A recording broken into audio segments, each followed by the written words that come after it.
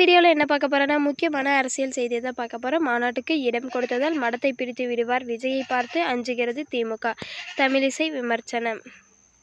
சென்னை மாநாட்டுக்கு இடத்தை கொடுத்ததால் மடத்தை பிடித்து விடுவார் என்பதால் நடிகர் விஜயை பார்த்து திமுக அஞ்சுகிறது என்று தமிழிசை சவுந்தரராஜன் தெரிவித்துள்ளார். சென்னை கிண்டியில் உள்ள ஆளுநர் மாளிகையில் ஆளுநர் ஆர்.என். ரவியை தமிழக பாஜக முன்னாள் தலைவர் தமிழிசை சவுந்தரராஜன் நேற்று சந்தித்தார். பின்னர் செய்தியாளர்களிடம் அவர் கூறியதாவது: மரியாதை நிமித்தமாக ஆளுநரை சந்தித்தேன். முன்னாள் ஆளுநர் என்ற அடிப்படையில் சில கருத்துக்களை பரிமாறிக்கொண்டேன். தற்போது வெளிநாடு சென்றுள்ள ஸ்டாலின் அங்கு புகைப்படத்துக்கு போஸ் கொடுப்பது, சைக்கிள் ஓட்டுவதையே பணியாக கொண்டிருக்கிறாரா தவிர பெரிய அளவில் எந்த ஒப்பந்தத்திலும் கையெழுத்திட்டதாக தெரியவில்லை. வெளிநாடுகளில் இருந்து தமிழகத்துக்கு ஓரளவு முதலீடுகள் வருவதற்கு கூட பிரதமர் மோடி மீது முதலீட்டாளர்கள் வைத்துள்ள நலன்மைதான் காரணம். ஆசிரியர்களுக்கு ஊதியம் கொடுக்க முடியாததற்கு மத்திய அரசு காரணம் என்ன? தவறான கருத்தை பதிவு செய்கின்றனர். பள்ளி கல்வித்துறைக்கான 90% நிதியை மத்திய அரசு கொடுத்துவிட்டது. முந்தைய தலைமை செயலர் PM திட்டத்தை செயல்படுத்துவதாக கூறி அதற்கான நிதியை வழங்குங்கள் என்றார். தற்போது அந்த திட்டத்தை செயல்படுத்த மாட்டோம் என்கின்றனர். இதில் முழுக்க தவறு செய்தது திமுக தான்.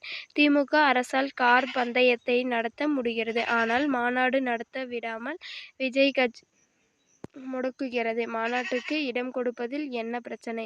மாநாட்டுக்கான இடத்தை விஜய் தொடர்ந்து மாற்றிக்கொண்டே இருக்கிறார். விஜய் மேல் திமுகவுக்கு ஏன் அவ்வளவு பயம்? மாநாட்டுக்கு இடம் கொடுத்ததால் மடத்தை பிடித்து விடுவார் என்று திமுக பயப்படுகிறது. 2026 சட்டசபை தேர்தல் வருவதால் எதிர்க்கட்சிகளை கண்டு திமுகவுக்கு பயம் வந்துவிட்டது. அதனால் எதிர்க்கட்சிகளே இருக்கக்கூடாது, முடுக்கிவிட வேண்டும் என நினைக்கிறது. அரசு பள்ளி மாணவர்கள் பிரெஞ்சு மொழி படிக்க அரசு ஒப்பந்தத்தில் கையெழுத்திடுகிறது. ஆனால் நம் நாட்டில் உள்ள இன்னொரு மொழி படிக்க விடாமல் அரசு பள்ளி மாணவர்களின் வாழ்க்கையை நசுக்குகிறது. எல்லா துறையிலும் பாலியல் கொடுமைகள் நடக்கின்றன. அரசியலில் பெண்களுக்கு பாதுகாப்பு இருக்கிறதா என்பதை எங்களை போன்றவர்கள் பார்த்து தெரிந்து கொள்ளலாம். ஸ்டாலின் எனது பாதுகாப்பையும் பிரேமலதா பாதுகாப்பையும் நீக்கிவிட்டார். ஆனால் பொதுவாக பெண்களுக்கு பாதுகாப்பு இல்லை என்பதே உண்மை. பெண் DSPக்கோ பாதுகாப்பு இல்லை. இவ்வாறு அவர் கூறினார். இந்த சேனலை பிடிச்சிருந்தா சப்ஸ்கிரைப் பண்ணிக்கோங்க. கூடவே ஒரு லைக்கும் போட்டுக்கோங்க. பக்கத்தில் இருக்கிற பெல் பட்டனை கிளிக் பண்ணி விட்டுக்கோங்க.